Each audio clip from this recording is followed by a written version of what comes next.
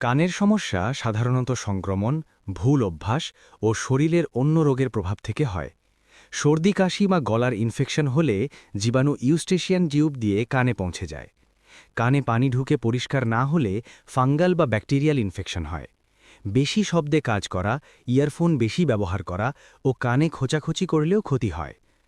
কানে যে রোগগুলো বেশি হয়: কানের ইনফেকশন, ওটাইটিস এক্সটার্না বা মিডিয়া, কান ফোলা ও ব্যথা, কানে পুঁজ করা, কানে ফাঙ্গাল ইনফেকশন, কানে কম শোনা, হিয়ারিং লস, কানে ভোঁ ভোঁ শব্দ, টিনিটাস, কানের পর্দা ফাটা, ইয়ার ওয়্যাক্স জমে যাওয়া।